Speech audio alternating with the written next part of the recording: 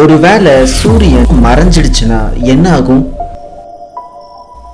நிரந்தரமா இருட்டிலே வாழ உங்களால முடியுமா?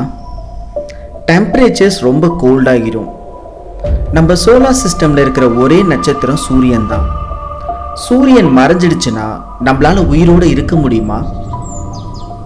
சூரியன் மறைஞ்சிடுச்சுன்னா என்ன ஆகும்னு வாங்க இந்த வீடியோல பார்க்கலாம்.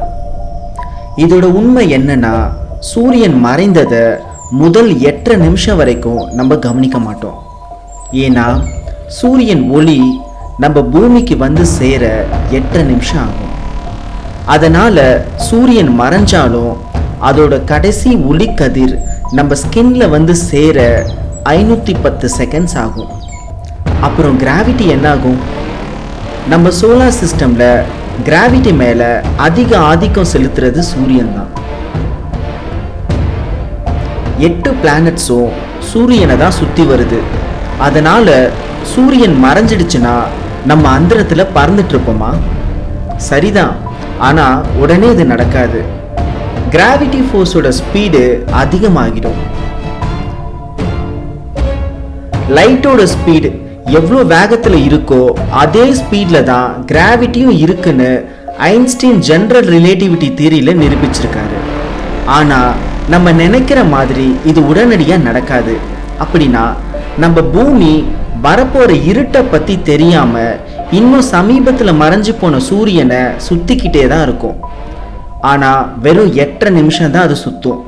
சூரியனோட கடைசி கதிர்வீச்சு பூமிக்கு வந்ததும் நம்ம பூமி கார் இருளில் மூழ்கிடும். ஆனால் அது மட்டும் நம்ம பிரச்சனை கிடையாது. சூரியன் மறைஞ்ச அதே நேரத்தில் நம்ம வானத்தில் இருக்கிற பூமி ஸ்பேஸ்ல 18 மைல்ஸ் பெர் செகண்ட் வேகத்தில் டிராவல் பண்ண ஆரம்பிச்சிரும். இந்த பூமி ஒரு பிளானட்ஸ் அல்லது ஆஸ்ட்ராய்ட்ஸ் கூட மோதாம இருக்கணும். அப்புறம் பிளாக் ஹோல்ஸ் இருக்கு. இந்த பிளாக் ஹோல் பூமியை உறிஞ்சி எடுக்கவும் வாய்ப்பு இருக்கு.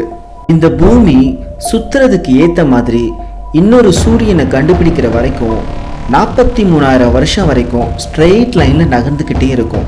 அதனால நம்ம இதை பத்தி கவலைப்பட தேவையில்லை.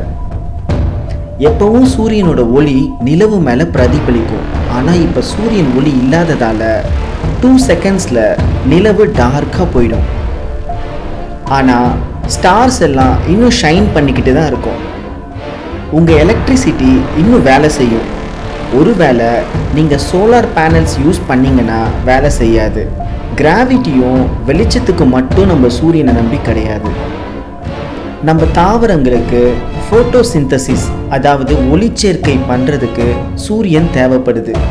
இது லைட்டை எனர்ஜியாக மாற்றுறதால தான் நம்ம தாவரங்களை உயிரோடு வச்சிருக்கு. சன்லைட் இல்லாமல் சின்ன சின்ன செடிகள் எல்லாம் கொஞ்ச நாட்களிலேயே இறந்துரும். பெரிய மரங்கள் எல்லாம் அதோட ஸ்லோ மெட்டபாலிசம் காரணத்தால் நிறைய வருஷம் உயிரோடு இருக்கும். இதனால நமக்கு முதல்ல உணவு தட்டுப்பாடு வரும்.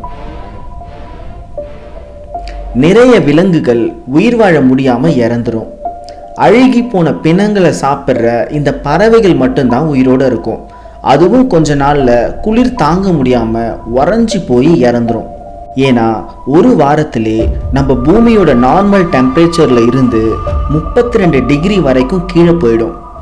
அப்புறம் முதல் வருஷத்தோட முடிவில் -150 டிகிரி வரைக்கும் போயிடும். அது -400 டிகிரி வரைக்கும் கீழே போய்கிட்டே இருக்கும். கடல்களோட மேல் பகுதி மட்டும் உறைஞ்சு போயிடும். கடலுக்கு கீழே தண்ணீர் ஐஸ் கட்டியா ஆகாம வச்சிருக்க உதவுற ஜியோ தெர்மல் வெண்ட், அதாவது புவி வெப்ப துளைகளுக்கு தான் நம்ம நன்றி சொல்லணும். அதனால உங்களுக்கு உயிர் வாழணும்னா நீங்க கடலுக்கு கீழே தான் குடியேறணும். கடைசியில அந்த ஜியோ தெர்மல் வெண்ட்ஸ் கிட்ட இருக்கிற இந்த ஒரே உயிரினங்கள் மட்டும்தான் எந்த வித்தியாசத்தையும் கவனிக்காம சூரியன் மறைஞ்சிடுச்சன்றதே தெரியாம வாழ்ந்துட்டு இருக்கு. இதுங்களுக்கு உயிர் வாழ்றதுக்கு சூரியன் தேவையில்லை. அதனால பில்லியன் வருஷம் வரைக்கும் இதுங்களால நல்லா செழிப்பா வாழ முடியும்.